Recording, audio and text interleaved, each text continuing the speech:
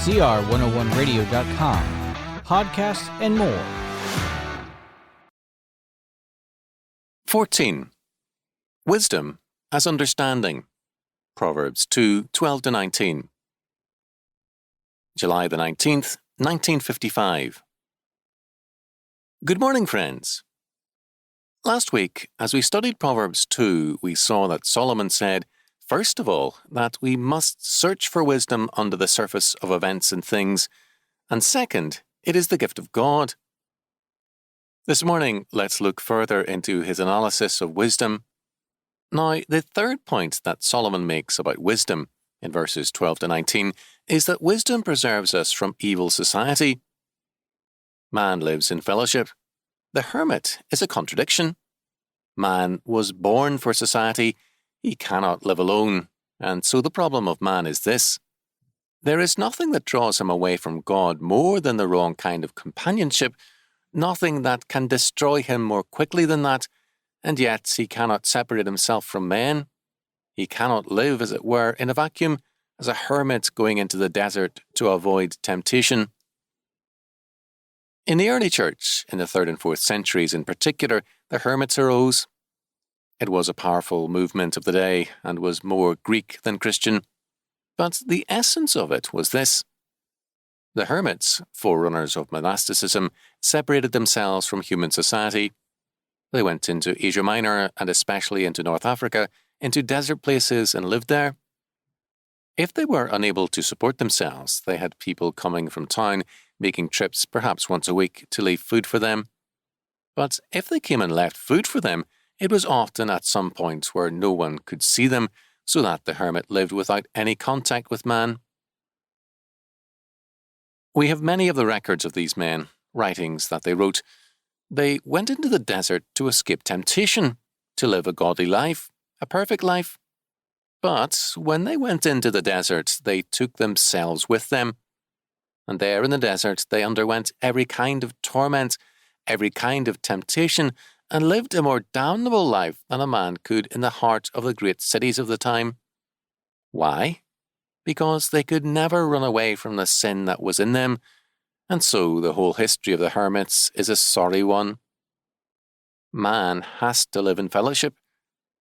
Solomon recognizes that, to be in the world and yet not of the world. But who is to be avoided? From whom will wisdom deliver us, as we are in the world and yet not of the world? Verse 12 speaks of the evil man. The man that speaketh froward or perverse things. The world is full of people of that sort. They have a spirit of contradiction to everything that is good. If a thing is good, they are against it.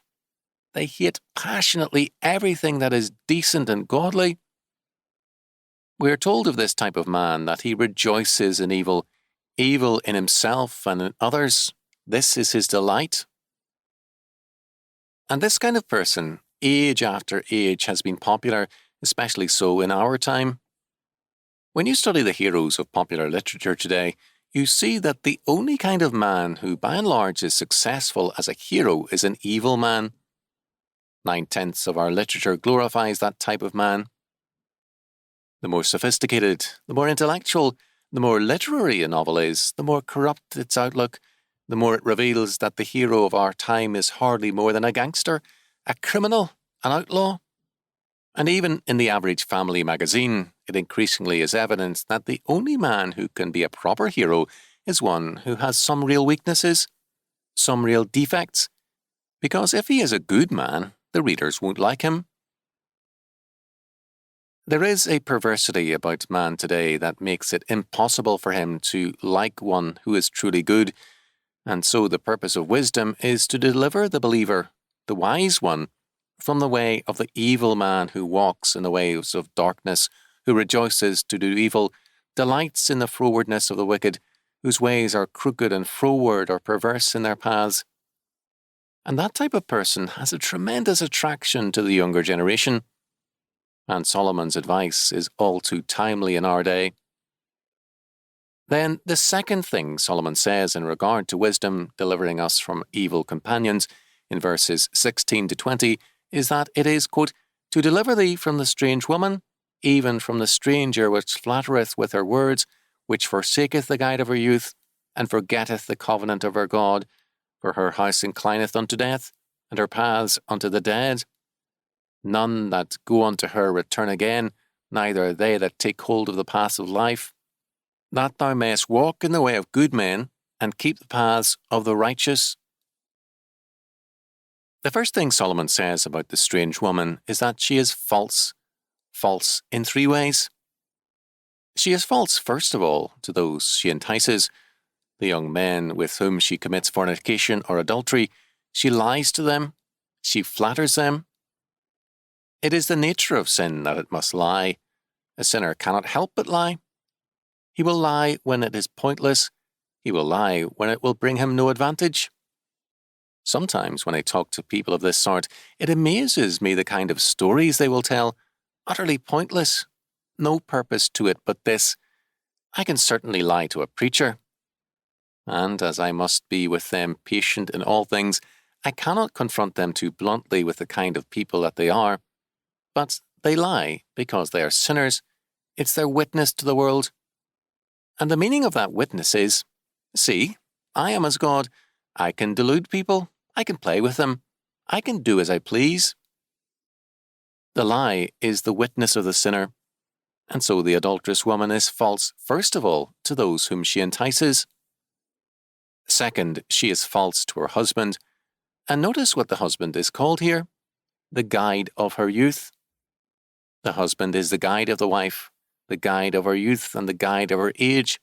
And the husband who fails to live up to his responsibility in God leaves the family bereft of the leadership it needs, because his role is this: to be a guide in all things, provide the leadership morally, spiritually, in every respect. She is false to her husband. Then the third falsity is this: and forgetteth the covenant of her God. Verse 17.